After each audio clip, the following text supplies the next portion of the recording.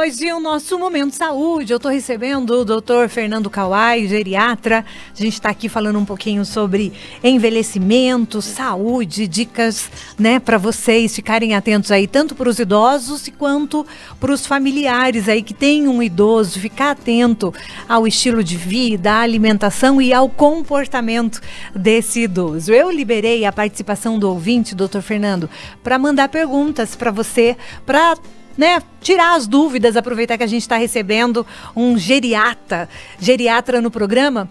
E o João Paulo, ele manda uma pergunta aqui para você, doutor Fernando. Qual em relação à demência, tem como prevenir ou tratar? Quais os sinais de alerta que indicam um possível declínio cognitivo desse idoso? E a partir de quantos anos a gente precisa se preocupar em relação à saúde mental desses idosos? Tem alguma idade específica que a gente vê que o idoso ele vai declinando mesmo? Perda de memória, né? Quando que não é mais aqueles sintomas aceitáveis e que a gente precisa se preocupar e procurar um especialista, doutor Fernando?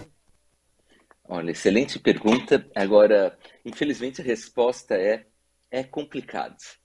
Existem pacientes que têm formas de demência que começam muito cedo, com 40, 50 anos. Existem pacientes que com 80 anos têm um esquecimento leve, mas não é uma demência grave, né?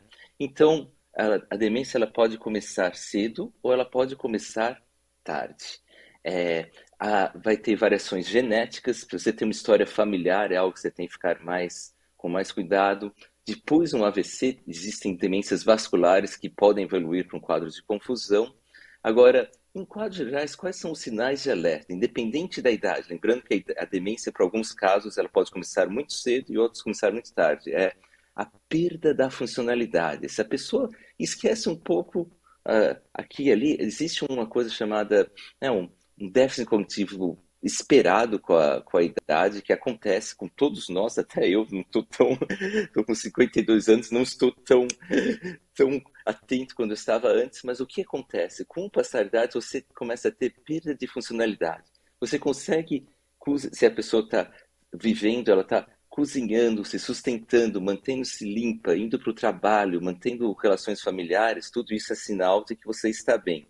Você está tendo problemas no trabalho, problemas na locomoção, problemas para as atividades do dia a dia, que são vestir-se, comer, beber, manter higiene. Isso são sinais de que você está tendo um quadro mais avançado. Então, os sinais, se você estiver afetando suas relações sociais ou relações de trabalho e o autocuidado, é um sinal de que você precisa falar com um especialista. Em termos de prevenção, vai depender do tipo de demência. Se são doenças vasculares, que é tipo AVC, né, derrames, a principal prevenção seria cuidar exercícios regulares, pelo menos 3 vezes por semana, com 30 minutos de exercício, de você suar a camisa, né? Isso ajuda muito. Cuidar do colesterol, cuidar da pressão, cuidar do diabetes. Tudo isso melhora, diminui a sua chance de ter AVCs e lesões cerebrais. Para o Alzheimer, não temos nada ainda definido de que você previne a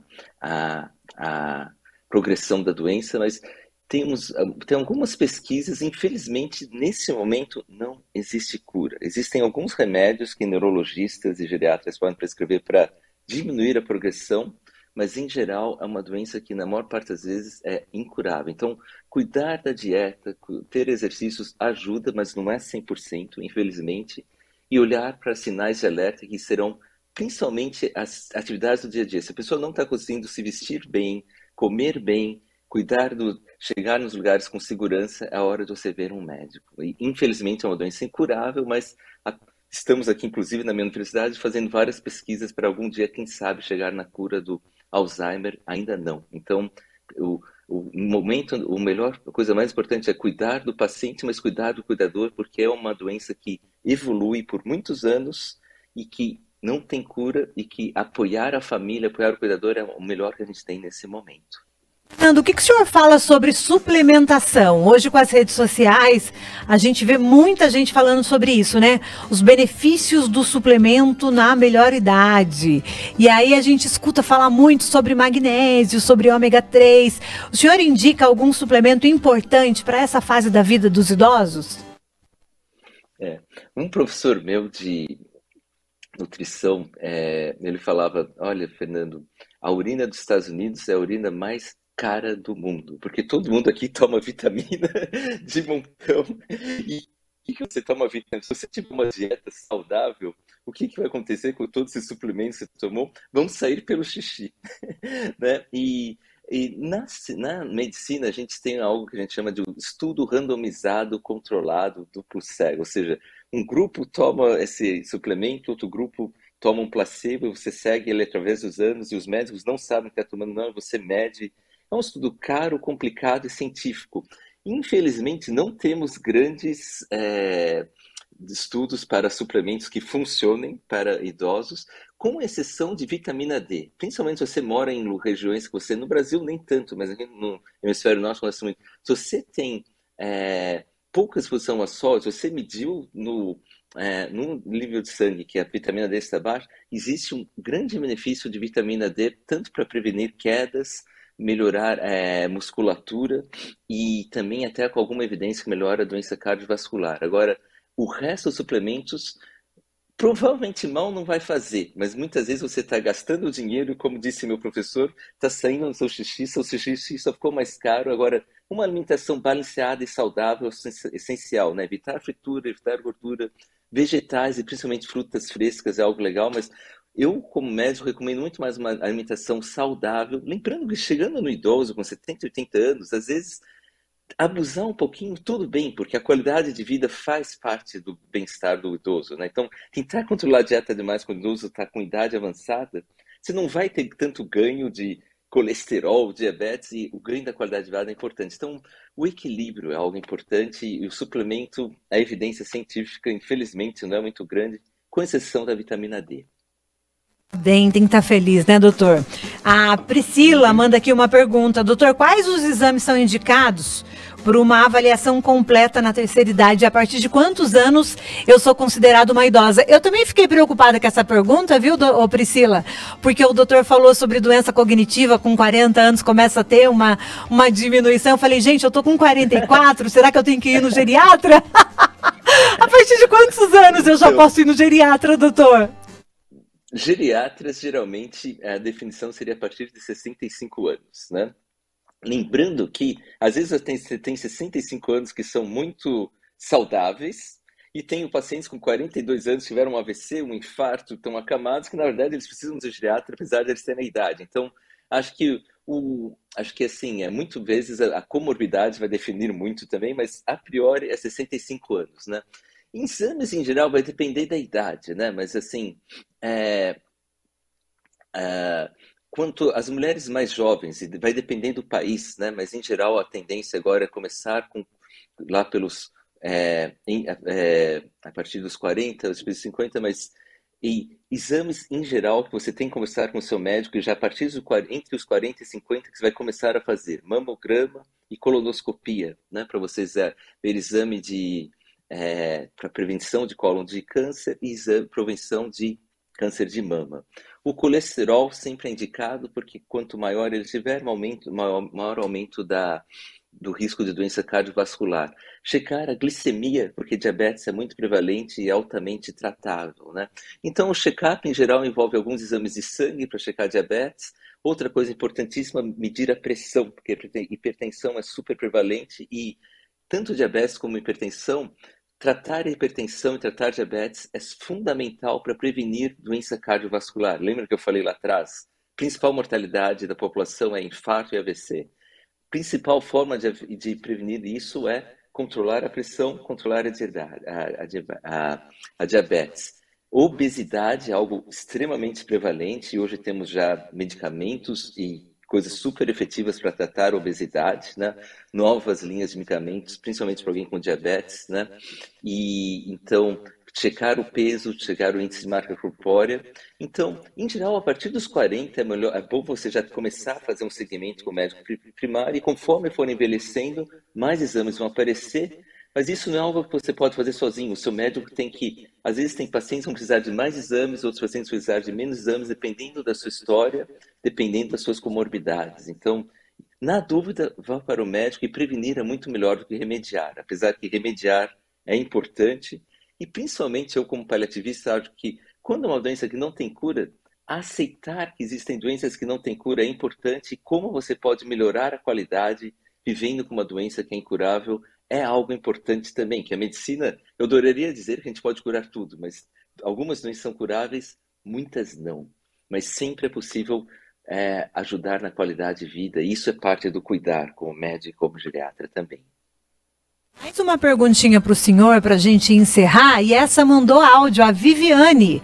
Oi, Vivi, boa tarde. Bom dia, Nina. Bom dia, doutor.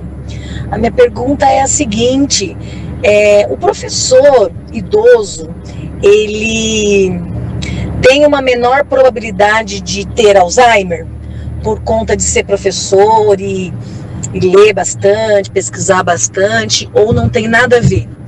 O Alzheimer, o esquecimento, em caso de professor, não tem nada a ver, ou tem a ver, assim, com a leitura, com a pesquisa, enfim. Dá um retorno aí, um abraço.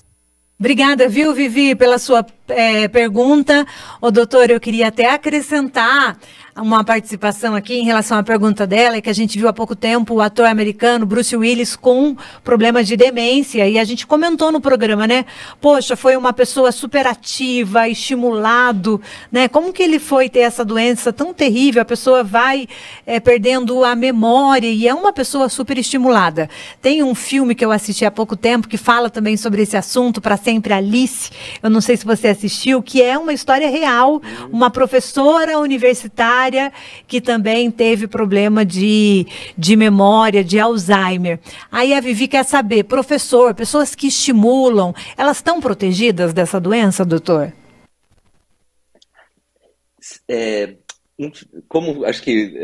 Como tudo na medicina, é complicado. Então, sim e não. Vou começar pelo sim. Quanto maior o seu nível de função cognitiva, mais você tem para perder. Vamos dizer, se você começou com 80 de função cognitiva, para você chegar num Alzheimer, que você vai estar disfuncional, aquela coisa que você não vai conseguir se vestir, não vai precisar de dependente, vamos chamar de 50 de funcionalidade.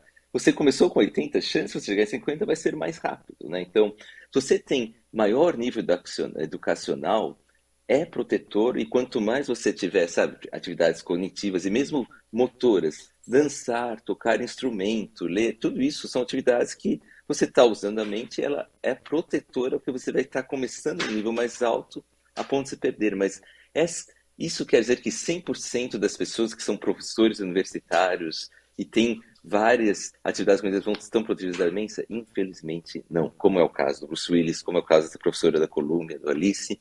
Até eu, quando eu trabalhava na Harvard, eu tinha um professor, um dos meus pacientes, ele era engenheiro do MIT, né? O MIT é a escola mais famosa de tecnologia, tipo, o ITA foi baseado no MIT aí dos Estados Unidos, mas, ou seja, ele era um dos engenheiros que fez o Apollo Project, que levou o homem à Lua. Ele estava demenciado na fralda acamado, né?